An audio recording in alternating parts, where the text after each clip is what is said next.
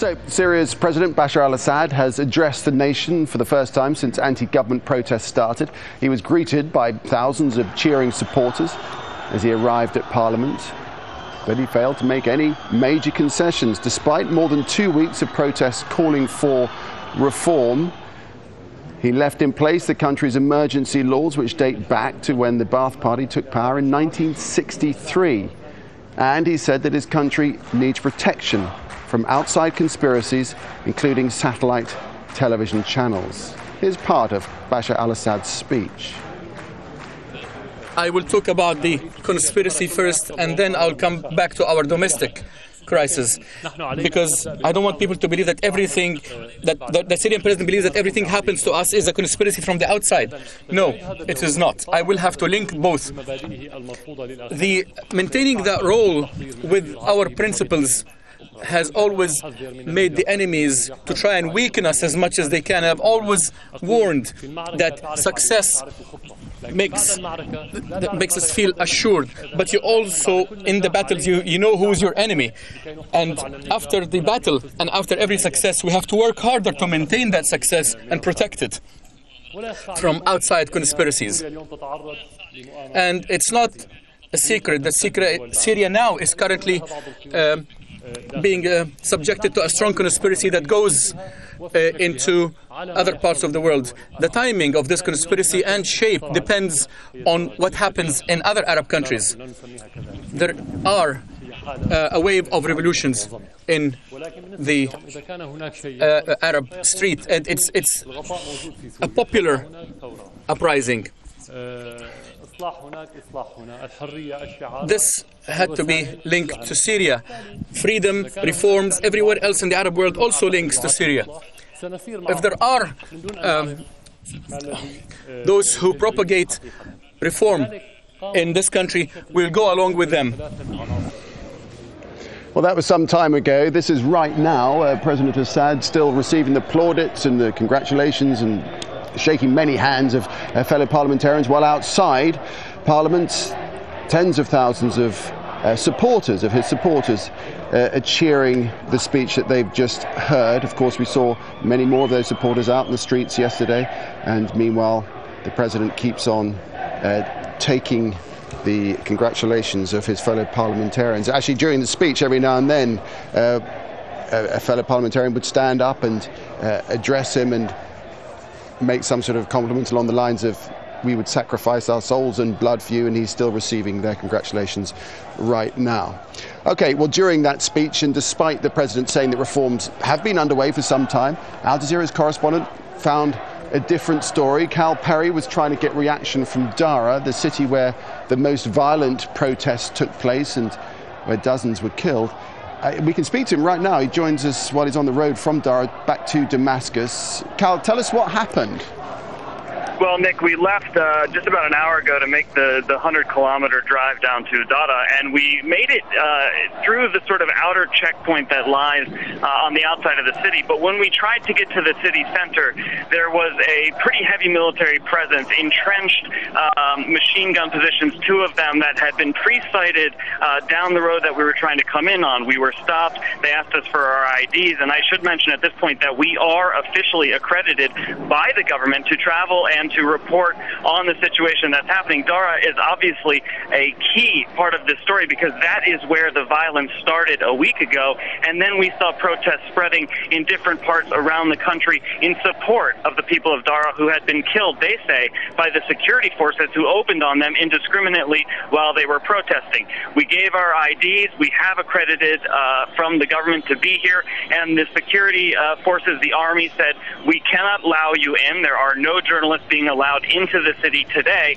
They said, "You can try to come back again tomorrow." We asked them simply, "Why are we not being allowed in?" They said, "It's for your own safety." They said, "We are not even allowing Syrian state television to come to Dara today." So clearly a confusing situation, and we're unable to get reaction from the city of Dara because, simply put, we were turned back from the army, Nick. Yeah, it seems to be some kind of clampdown in place.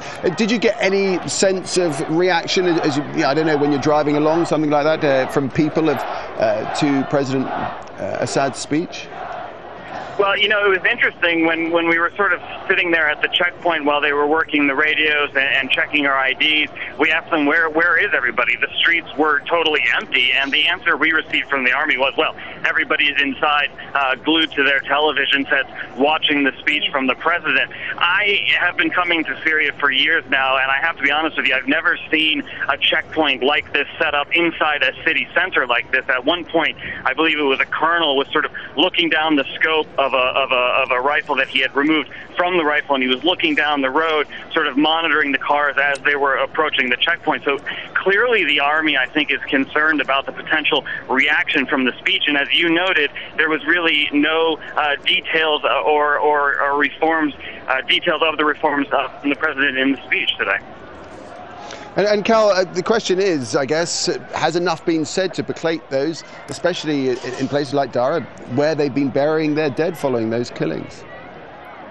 Well, we're going to find out, and I think we're going to find out pretty quickly. Certainly on Friday is going to be a key day when people come out of the mosques after noon prayers. I think we will see the reaction. My guess is that no, there was not enough concessions given. You have to keep in mind that when people started protesting first for reforms, that quickly changed into something different because of the violence. After the funerals, it changes people's attitudes. When they come to protest against reforms and then they end up burying their brother or their father or their son the next day, you can expect anger to rise on the streets. And I think people were really looking at this speech today for some really specific reforms and dates and what exactly would happen. We heard from Dr. Bouzaina Shaban just a few days ago.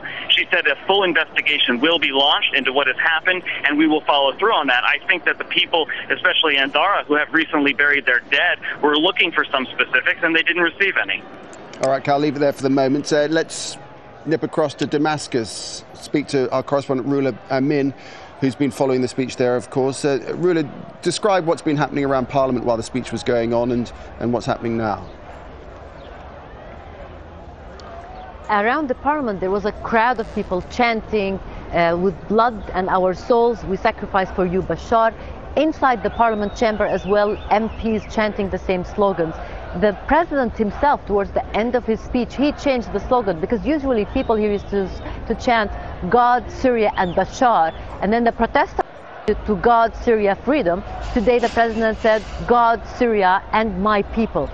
So obviously he's trying to tell them that his people are his priority. That was his message. Now during the speech he did not make specific promises or announce any specific reforms as people were hoping for. But inside that chamber and around the Parliament, people seem to be supporting him, and they're chanting very strong slogans for the past 2 hours, trying to say that they are behind him in whatever he does. Rula, the president did say that a plan to reform was in place, and I quote him here, he said there are no hurdles to reform, but there are delays, and it seems that these delays have been going on for some time. Yes.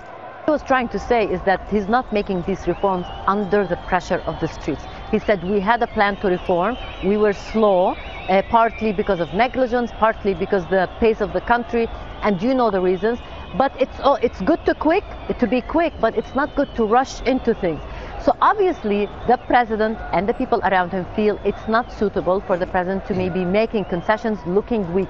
This is their concern, it seems. He came across and he said, we wanted to reform even before the protest. This is our plan. We will go ahead with it according to our own pace. And he did say, I know that the satellite channels at the end of the speech will have enough people to say this is not enough. He said, we don't have enough to destroy this country. Meaning he had been saying throughout the speech that there are some legitimate demands to the protesters, but he said there are elements from outside the country who are exploiting and manipulating these demands to target Syria, so that Syria collapses and that it gets to be divided for the interest of Israel. This was his line. And he said, I'm not saying that there are no legitimate demands. I'm not saying it's all a conspiracy, but the conspirators are using the legitimate demands to destabilize the country.